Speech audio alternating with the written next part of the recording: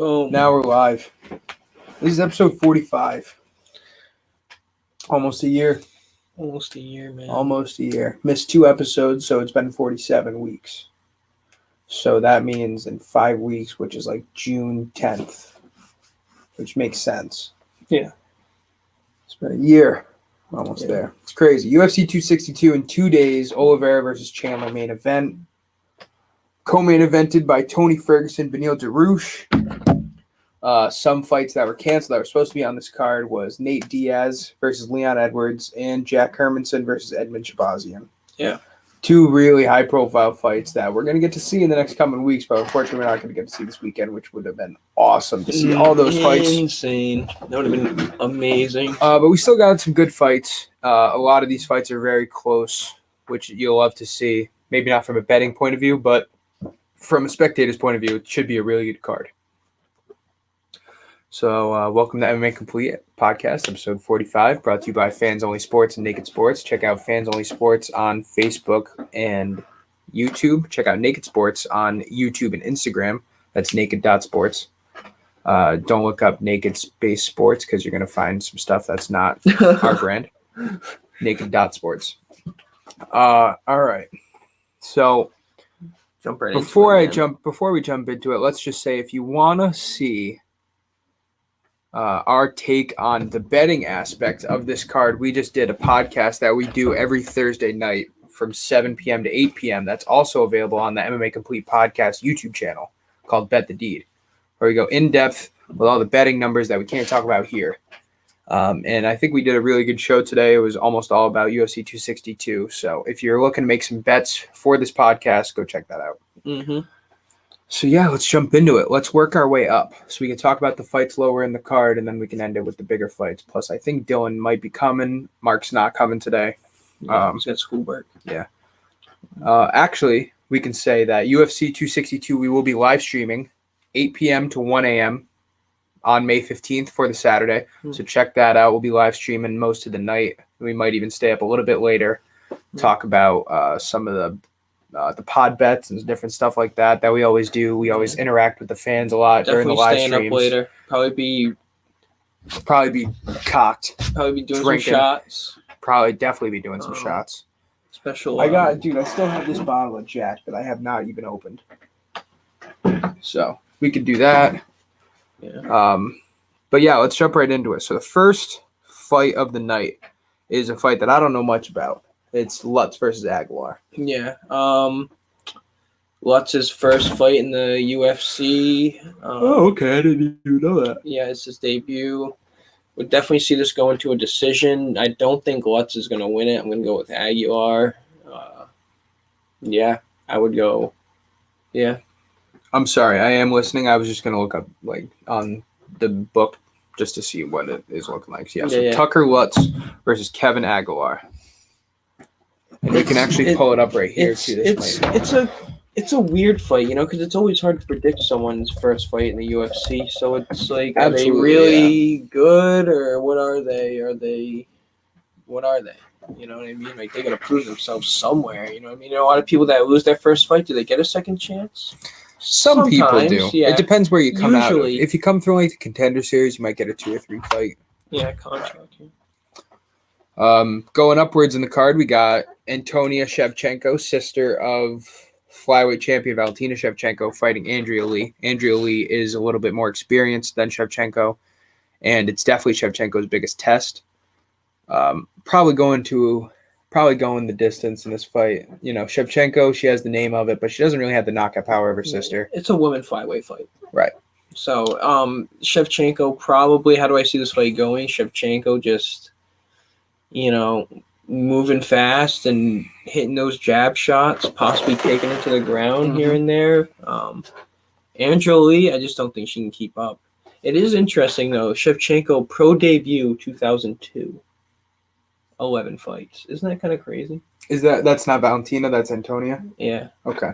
That is kind of crazy. She must have taken years off. Yeah. I don't maybe she just only fights. I saw it wrong. Maybe she only fights every 18 months kind of thing. Yeah, I might have read it wrong, but I'm pretty sure.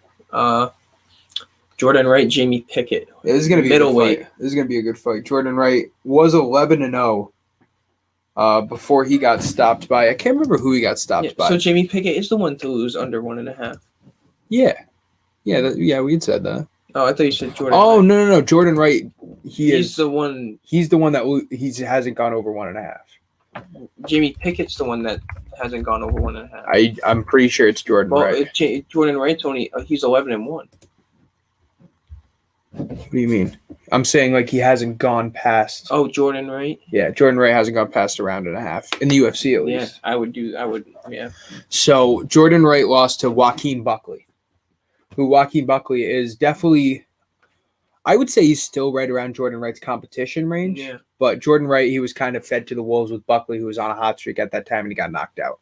Wright makes his second fight or his first fight since then against Jamie Pickett, who is a little bit more of a veteran, had a couple more fights, but is coming off a very bad loss. So I like Jordan Wright for that fight. And I think it's going to be an interesting fight. I think it could be maybe the most likely fight to be ended in the first round, besides Muniz-Souza, I would say. One of those fights I think is going to get ended in the first round. So we could see a knockout of the night here. You look like you just hit the wall. No, yeah, I just yawned. Yeah, a little bit. Well, I'm trying not to. Yeah, I'm listening. Right. I think Jordan Wright has knockout potential on Jamie Pickett, and I think that's going to be a really good fight to watch. I think it's going to be an entertaining fight. Coming up next, we have Lando Venata versus Mike Grundy. You know a little bit more about Mike Grundy than I do.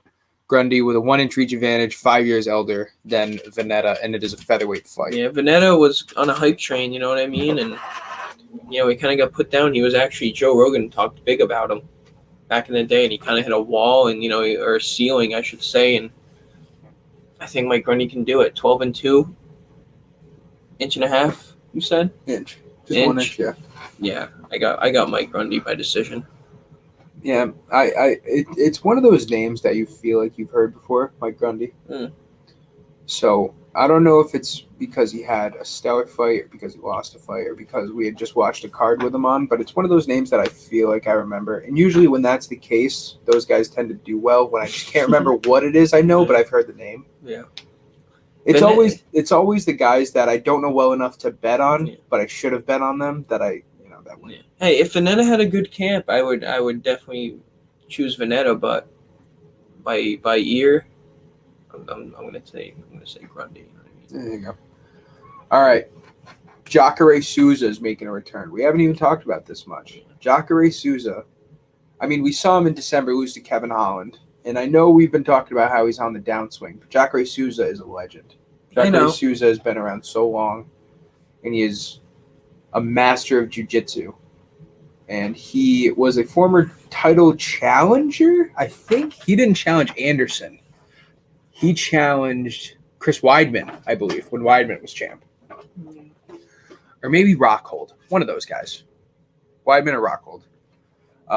He obviously didn't win, but he's still in the game. He's still kicking around, and he's fighting Andre Muniz. Andre Muniz is 20-4, 31 years old, 10 years younger than Ronaldo Souza, and he has a 6-inch reach advantage against Jacare Souza. I think this is a guy that you bet the deed. Yeah. Maybe not bet the deed because Jacare's wrestling is. Yeah. But I like Andre Muniz's chances, and unfortunately, it seems to be that this could possibly be Ronaldo Souza's last fight. Yeah, I just can't ride the hype train anymore on these old fighters, dude, like Donald Cerrone and Jacare Souza. I just can't do it, you know what I mean? Especially when he got knocked out like 4 or 5 months ago. Right. Off someone's back. Right. I know it's Kevin Holland, but look at what Kevin Holland did with his reach advantage. Exactly. And you guys are fucking so that's it for the prelims. And before we go on to the main card, we're gonna take a quick commercial break. So you're watching MMA Complete Podcast episode 45. We're almost at 52, trying to get to 10,000 subscribers by 52. Make it happen. We're gonna be going live May 15th this Saturday for UFC 262 from 8 p.m. to 1 p.m. So definitely come check us out then. We live stream all the pay-per-views. We do it always, usually from 6 p.m. to 1 a.m., but we're catching a Red Sox game beforehand. So, Solomon Grundy, this guy, Mark.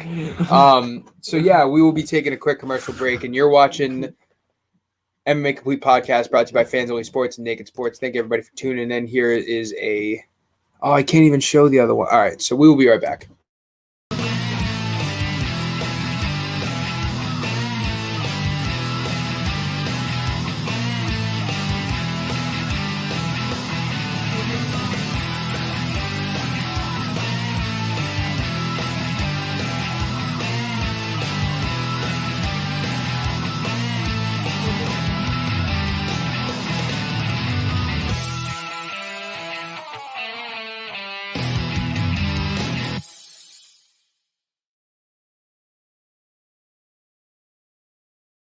Oh, I think it's either August the 14th. 12th or 14th. Yeah.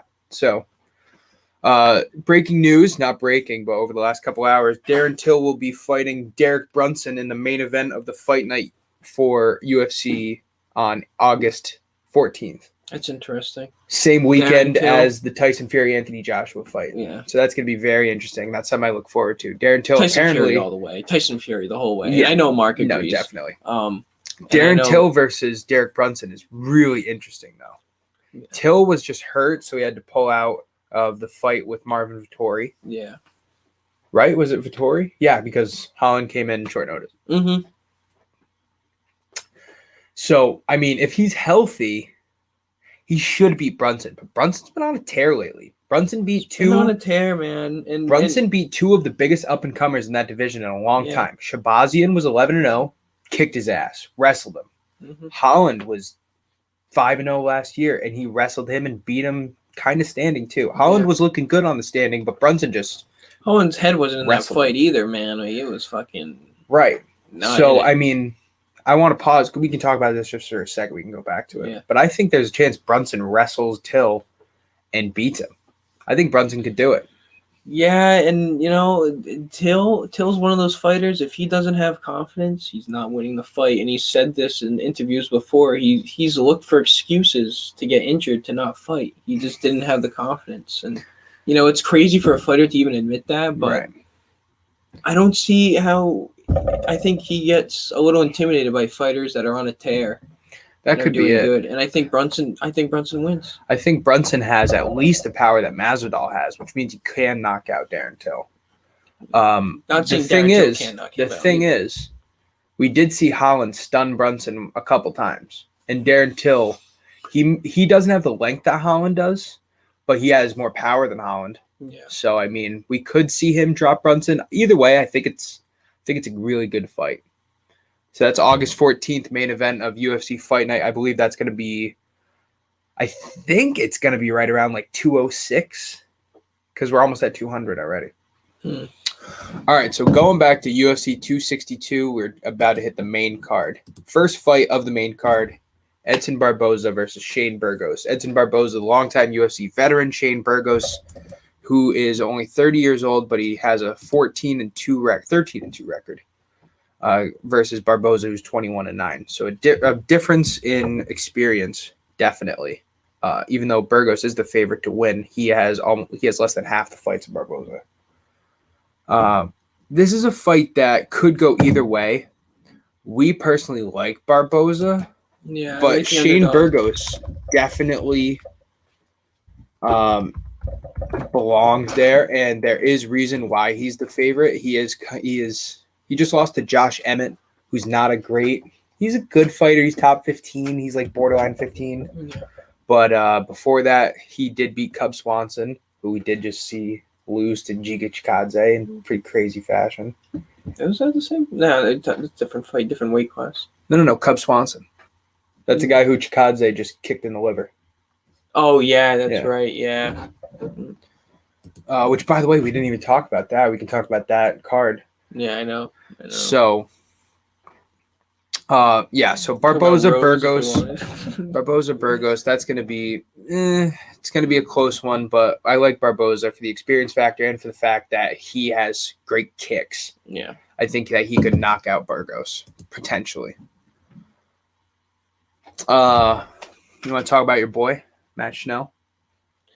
Matt Schnell, I just got faith in him. I don't even really know much about him. I just know that he's good at what he does, and I think it's going to be by decision.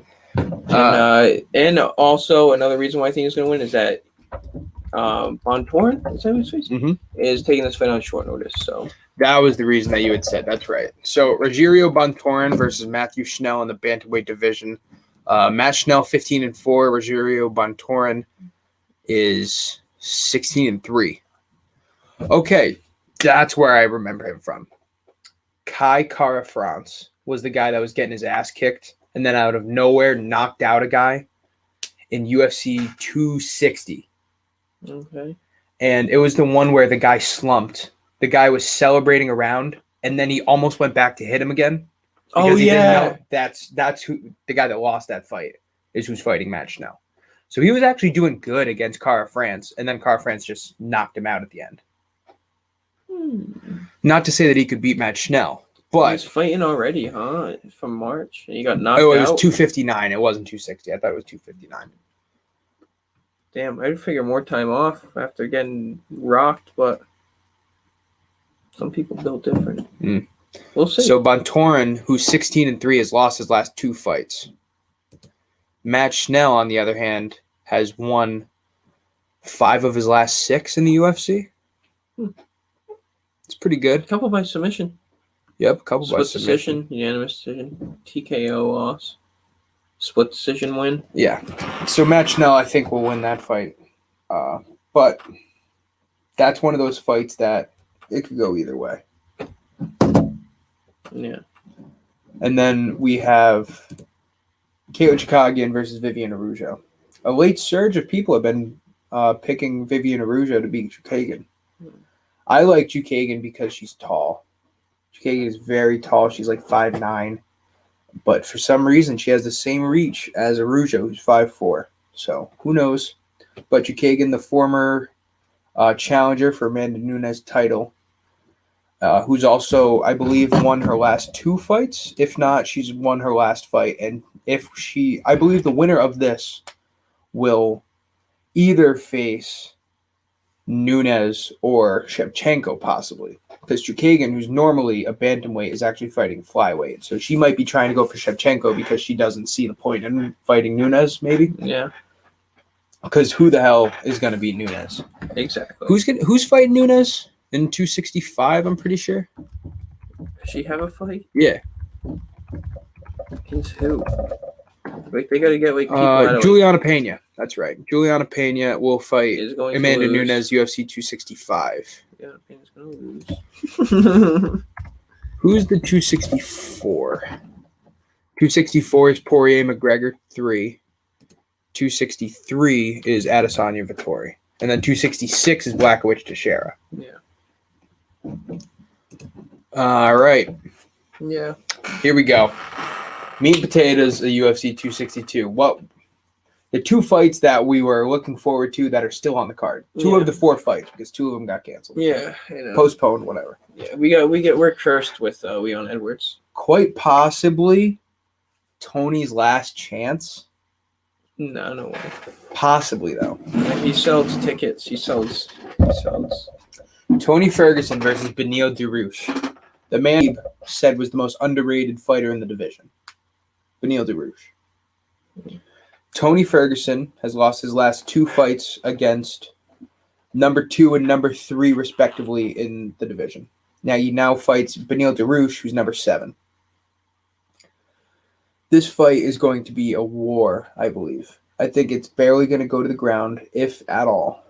And I think that we're going to see, stylistically, a very interesting matchup. Because Tony is the beautiful weirdo, and Beneil Dariush is looking to hurt people. Agreed. Okay. Agreed. Tony could possibly look to clinch up and possibly grapple, but I don't think he will. I think this is a type of fight that we see for 3 rounds. I think that there's not a lot of strikes that are going to get thrown. Yeah. I think this is going to be, I wouldn't call it a boring fight. I don't know. Tony. What, do you think Tony takes us to the mat? No, I just think Tony, after what happened with Gaethje and Oliveira, is a little bit more timid. Maybe patient is the right word. Okay. Especially with someone with Dariush, who's going to look to push the pace and get in close with Tony. Okay. So I think we see a lot of head movement from Tony, picking his spot. Tony has a 4.5-inch reach advantage, which works in his favor. But I think that Tony's style will ultimately win him a decision. That's what I would think is going to happen. It could be that I'm biased because I think Tony needs a win, like he has to get a win at some point. Could just be what's coming through, but I think Tony will win. And if he doesn't, Beneil Dariush enters the top 5 of the division, and we got another lightweight to talk about. Yeah. And then the main event. Main event, Charles Oliveira versus Michael Chandler. You hyped? Hyped. You hyped? I'm hyped. You don't look hyped. I'm hyped. All right. Hyped. I'm hyped. Oliveira versus Chandler. Lightweight title. First time since November that the lightweight title has been on the line. This division's been on hold since Khabib left, and now we're finally getting back to shit. Poirier-McGregor is going to happen lightweight. After that, we could see another matchup. Justin Gaethje waiting on the wings for whoever wins this fight. Michael Chandler, second fight in the UFC. Oliveira, the longest win streak, or the longest active fighter to never get a title shot. I want to see Chandler Gaethje so bad. I want to see Chandler Gaethje so bad. That's the fight to make. And then I want to see McGregor Gaethje. If we're calling shots, fuck it. Might as well call shots. I don't know. McGregor. Why? Do you think McGregor wins? I don't know. No, I think Poirier wins. But I just want to, stylistically, I want to see Gaethje versus McGregor. Has nothing else to prove, dude. He can just chill. Absolutely. But I think at this point, he kind of does have something to prove to himself. Oh, yeah. Because he was at the top of the mountain, and now he's going down the mountain. Yeah. Is he going to peak again? No, I don't think he peaks again. But here's the thing. If he beats Poirier, which it could happen. He's come back. He's getting a title shot. He's come back and beat opponents. Oh, yeah. If he beats Poirier, he's getting a title shot. Mm-hmm. That's just what it is. It's Conor. Now, he's going to rematch. If Charles Oliveira beats Michael Chandler, there's no way McGregor wants to fight Oliveira. No way. We saw what happened with Khabib. Although Conor did good to defend Khabib. Yeah. But does Conor really want to go? I don't think at this point Conor wants to go against a grappler. I don't think Dana White wants to even make Oliveira and Conor matchup. I don't think so either. I would love to see Poirier Oliveira. I would love to see that. That would be a great fight. Yeah, I think so. I don't even know, man. Listen. The closest person to beating Khabib was Dustin Poirier when he had him in a guillotine. Poirier did really good wrestling with Khabib for 2 rounds. And then in the 3rd round, he just got caught and he got tired. Yeah, right after the guillotine, he fucking lost. Right. Yeah. I think that if there's anyone in the division that can hang with Oliveira on the ground, it's Poirier and then Chandler. And I give Chandler the stand-up advantage over Poirier, but wrestling, Poirier might have it over Chandler. And Oliveira has it over both of them. Yeah, true. Now, let me ask you this. Chandler or Poirier for stand-up? Chandler or Gaethje. That's what I mean, Gaethje. More proven. Or McGregor. You know, actually, let me hold off on that. McGregor more precise. Hold off on that. Absolutely, he is, definitely. When you say Gaethje Gaethje more proven, yes.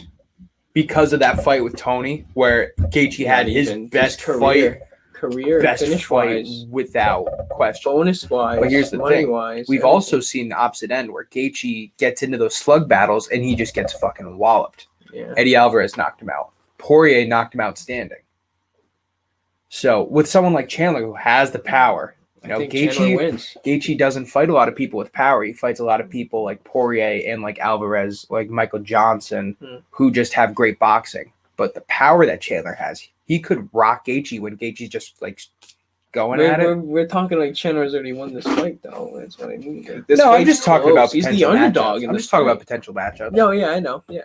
I think Chandler's ability to just move forward early in the rounds really just gets fighters kind of flustered. Yeah. Like it makes them fight off their back foot. A lot of fighters can't fight off their back foot. You definitely said it. Chandler's best opportunity to win this fight is in the 1st round. Agreed. It's in the 1st round, in the first minute and a half in the 2nd. Yeah, something like that, right. I mean, he's won decision fights before. I think if Oliveira gets on top of Chandler, that's such a bad sign. If Oliveira gets on top of Chandler and anything past the 1st round, if he gets into side control on Chandler, done. Yeah, I'm literally I'm done. Especially with the wrestler, he's just not. He could do anything. He could definitely go for an armbar. Absolutely, he could go for a crucifix armbar. He could go for a side Darce. He could go. He wants to get to the back. An arm triangle. He wants to get to the back. Right. He has 19 submissions, man. 14 in the UFC alone. Yeah. And he's got his third-degree black belt when this fight got announced. Oh. You think there's any possibility that this fight was announced and his sensei was like, third degree? Like, yeah, you were in the third degree. He did win a jiu-jitsu match not too long ago by points. That makes sense. I completely believe that. Maybe like a couple years ago. Right. This fight is so intriguing. It's just the matchup. Yeah. Chandler versus Oliveira. You got one of the most unknown explosive fighters in the UFC versus one of the most known, credited submission artists we've ever seen. Yeah. So it's just two completely different matchups. Oh, Mark thinks Tony all the way. He can control on the ground and on the feet. I don't know about that. I don't know if Tony can control on the feet. Don't sleep on Darush, man. Listen, Darush's got some knockouts. We said that about Gaethje. We said that Tony would have the stand-up and on the ground. And Tony had neither. Well, no, you can't say that. That's It is a bad example, but I mean, they agreed not to go to the ground. We did say that, though. They agreed not to go to the ground. If that fight goes to the ground, 100% Gaethje loses. Not 100%. Because we haven't even seen Tony on the ground in a long time. And so what happened when he was? And we haven't seen Gaethje. We haven't seen Gaethje on the ground besides Khabib. That doesn't count. That doesn't count. You don't think so? No, absolutely not. He stuffed 2 takedowns, 1 takedown, and then that was it. I mean, if we're talking about people, and he got rocked too by Khabib. So I mean, I would love. Yeah, but Khabib got rocked by Gaethje. I don't see that fight without that agreement. Yeah, I would too. I would too. So let me ask you this: no matter who wins, Chandler or Oliveira, who gets the next shot? Whoever wins. You think it's Poirier McGregor? Yeah. You think the winner? Yeah. Or no, Gaethje. What the fuck? Gaethje's in such a bad spot right now. Out of every fighter, really like, the guy just, he just lost to Khabib, and now it's like, what do you do with him? But here's the thing, he doesn't fit into this equation. But here's the thing too that Gaethje could be chilling on. He should have the belt. He just got paid against Khabib. Man's gotten paid ever since he got to the UFC. Most knockout performance bonuses ever. Yeah. Ever. Fight of the nights, a lot of that shit, So, I mean, he could have been like, I'll take the winner. Maybe. I don't know. I think that he wants that fight with Conor. I bet absolutely he does. He said it himself. He has like 2, maybe 3 fights in him left at all. That's all he wants to do. Paid. Right. Give the man the money. Him and Conor. But you know how he really gets paid? He beats the champ for the belt and then fights Conor. That's how he gets paid. So maybe if Michael Chandler wins, he takes Chandler. That's best case scenario for Gaethje. Because if Oliveira wins, I got to be honest, I don't know if Gaethje can do it against Oliveira. Yeah. Who knows? I don't know. He's been training wrestling for the last year and a half. It's because Oliveira can take him to the ground. But Gaethje's that type of guy that he's like Chandler, and can he get that couple punches in? Right.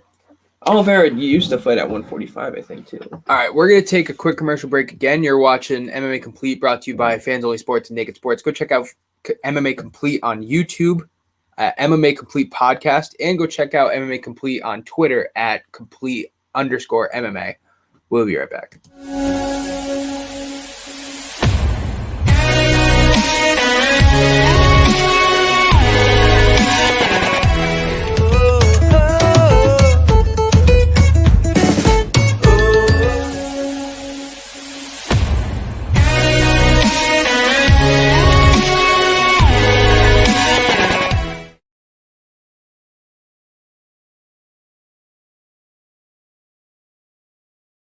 Yeah, Want to have a coffee? Maybe a coffee. Yeah, it could. Boom, we're live. We were just talking about the lightweight division. And having a coffee. What's been crazy is the last year, the lightweight division has been the most interesting division. It's really not even close. Yeah. Welterweight's been up there. Middleweight's had its moments. Bantamweight has the competitors for it, but they just don't have everything going on. Lightweight's been the division. And over the next 3 months, we're going to see all of the top 7 besides Justin Gaethje. So we were talking about who has next fight, which is stupid because we don't even know who's going to win this fight. Oliveira Chandler. We've been talking about it for weeks. Talk about it for months, really, because this fight was announced before it was announced. Chandler by TKO or Oliveira by submission. We don't see this going to a finish. No, I don't see this. I don't see it going to a finish either. And if it does, because it probably will, because we don't see it. Right. Right. And how does it go to a decision? If it goes to a decision, I see Oliveira winning. Because I see him just dominating on the ground. Chandler on the ground. We did see in Oliveira's last loss, which granted was like 3.5 years ago. If you get it, yeah. We saw that Oliveira got tired quickly after putting Paul Felder in a submission for more than 3 minutes. Yeah, he tapped Wore and hit him out. with an elbow too. Well, Paul Felder hit him with a couple elbows and then just ruined him. Yeah. And then from that point on, Oliveira was literally just laying on the ground trying to catch him in something in the guard. That's what I mean. That's what I think is going to happen with Chandler. If Chandler gets on top, his ground and pound is so nasty that it could happen. It makes sense. What's more, this is how I started to look at it after I was picking Oliveira. Started to look at it like, what's more relevant to happen? A TKO by Chandler or a submission by Oliveira? And I think it's TKO by Chandler is more relevant to happen. What's more relevant? What do you mean by relevant? Relevant, like what's more meaning to happen? Like what's more likely? More likely, yeah. See, here's the thing. You just don't see a lot of submissions in the UFC. They're tough. He's a wrestler. He's well grounded. He's got good balance. Right. He's a wrestler. But Oliveira, he's been doing it since he's 12 years old. I agree with you that submissions are less likely, but when Oliveira's in the ring, submissions become 50% of the probable outcome. Like that's how great of a submission artist he is. It's literally like 50%. And when he doesn't, though, he loses. Right. So, but he has some TKOs as well. He does. And UFC was trying to promote that. He has underrated power. He has decent striking skill. Yeah, decent. Now, there's a couple aspects I would like to bring up. There's not a lot we can take away from Michael Chandler, Dan Hooker. That just happened because it was so short. You can take a lot away from the Eddie Alvarez fight. Some away from the fact that Michael Chandler puts a pace on people. And Oliveira's got to be ready for that. Oliveira is going to have to be ready for that. Like, this is a fight. How do you be ready for that when he's just coming at you, though? Like, that's what I mean. Like, this is what I say. This is what I say. I think the immediate reaction is we see a takedown attempt from Oliveira in the first 30 seconds. Whether it gets stuffed or not by Chandler, I think it ends up on the ground. Because I think if Chandler stuffs it, his natural reaction of a wrestler is to sprawl. And if he sprawls, then he might go to side mount, or Oliveira's going to hold on to his legs from sprawl. Yeah, or he's going to try and go for his back, dude. The problem is this is when I just see Oliveira doing this now. Right. And that's what I'm saying. So you could go right into the clinch. But here's what I'm thinking about. Here's what I'm thinking. If Oliveira goes for a takedown, Chandler sprawls right away. I'm talking 30 seconds. Oliveira holds the legs, and then eventually it either goes to half guard in Oliveira's guard, or it goes to like a full guard in Chandler. And Oliveira ends up getting into Chandler's guard. Either way, I think we might see a good minute to 2 minutes of ground game in the first round, which automatically decreases Chandler's likelihood of winning. Yeah. Now, we said that Chandler's best chance is in the first round. So if that happens, that's going to really hurt Chandler's chances. And I know Chandler's a wrestler. Yeah. But whatever happens, Chandler needs to get up. He needs to not fuck around on the ground. He needs to not try to hold back side mount because he thinks he can score points. He needs to get up. Wipe his hands, go to standing. Go for that left hook. Yeah. Chandler set up with Hooker. He had pushed the pace. Hooker in the first 20 seconds went against the fence, and Chandler faked a right. And Hooker swayed to his right. And then a minute later, Chandler goes for a right, fakes a right, and goes for the left hook that knocks him out. It was like okay, I see that you're going to your right. Next time, I'll try to hit you with the hook as you're swaying. And then he did it perfectly, and he knocked him out. Yeah. That could happen again right here. But the thing is, I really believe that Oliveira is not going to try to stand at all. We saw him try to stand with Ferguson a little bit. He tried to box with Ferguson. And for the large part, he did all right on feet. Yeah. I don't think he tries to at all against Chandler. I think that maybe 20 seconds after they're standing, Oliveira goes for a takedown. I really do. Yeah. And look, he was on the ground with Felder for a while, dude. He almost choked him out, but he got out. Paul Felder's a tough fucking dude, man. I know. We're going to see, and I guarantee you at some point, Chandler is going to be in a bad position on the ground. I don't know who to pick. Why does it always come like? Why is it always like this? You just never know who to pick. I try to break down as much as I can. I try to think of the worst case scenarios for both sides. Oh my god! I still think Chandler's going to win. I'm just putting out what could happen to favor Oliveira. Yeah, I just think I'm just gonna go with Chandler. I am too. I think Chandler's. I think that Chandler will knock out Oliveira inside of 2 rounds. Maybe not knockout. I think it'll be a TKO. I think it's likely that we see Oliveira go in full guard and Chandler dropping bombs. And I think we could see, like, just what happened with Felder. I think we could see Oliveira trying to grapple, but Chandler just saying, fuck it, I'm going to hit you, and eventually TKO Oliveira. I really think that's what could happen. Yeah. Yeah, I mean, it's very possible. It's very possible, but, you know, what's going to happen when he's in full guard? Or even when Oliveira's on his back? You know what I mean? It's gonna be interesting. If Oliveira gets to Chandler's back, that's very impressive. To get to a wrestler's back? Yeah. What if he gets to Chandler's full guard on him? You're saying Chandler on his back? On top. Chandler on top of Oliveira.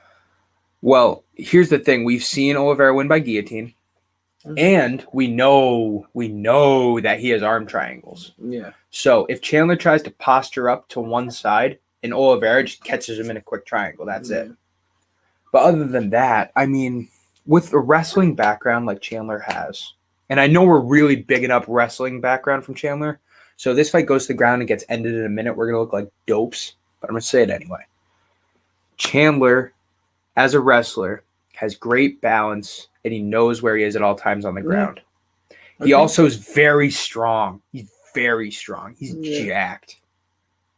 Yeah, Oliveira has long arms. That always helps him. We're gonna. I think Chandler has submissions, guillotine submissions as well. We're going to have to see. No internet. I think that Chandler's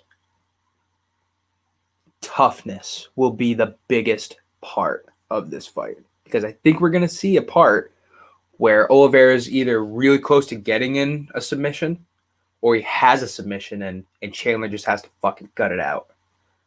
You saw it with Tony. Oliveira had one of the nastiest arm bars I've ever seen on Tony. Tony didn't tap, end of the round, and then they started over again. If Chandler can do that, he has a real shot. That's what I think. Because I think he's going to get in a position where his mental toughness and his physical toughness is going to be in question. And I don't know if he has Tony's toughness. So he's going to have to prove it. Yeah. And if he does, I think he's a champ. Yeah. All right, any last thoughts on UFC 262? Mark, any last thoughts? Dylan, any last thoughts? Chandler all the way, man. Fuck it. All right. Chanel. Chakugian. Chanel. Oh, yeah. Chanel. Shell or whatever. We're going Gucci. We're going Chanel. Yeah. We're going Supreme, Louis. We're going to Boston. Fuck it. Yeah, fuck it. Mimosas and eggs. Mimosas and eggs. There you go. Legs and eggs. Legs and eggs. There we go. It's a strip club breakfast place. No, I'm all set. All right. Definitely get some bacon. We're going to get out of here. Next time you see MMA Complete, we will be live streaming live reactions for UFC 262 from 8 p.m. to 1 a.m. on May 15th, and we may even stay up later to have a podcast after the fights. Who knows? Yeah. Depends how. But it's gonna be a good time. Yeah. It's gonna Hopefully be a we can all great keep time. it together. Hopefully the Red Sox win. Hopefully the Red Sox win. Yeah, live from Boston. Live from Boston. Yeah, hopefully the Red Sox win. Maybe we can do the podcast from like Fenway. We can just their Jumbotron. We can just watch the fights on. We can just sit on. Yeah, home imagine plate. that. We can just sit on home plate. Yeah, sit like right behind the mound. You know? What the fuck? Have the umpire behind us and shit. Yeah. All right, nuts. We're gonna get out of here. Thank you everybody for tuning in, and tune in this Saturday wherever you're watching this. MMA Complete YouTube, Fans Only YouTube, Naked Sports YouTube, Fans Only Sports, Facebook, all that shit. We're out of here. UFC 262, Chandler all the way. All the way. Bet the deed. Bet the Deed every Thursday at 7, MMA Complete every Thursday.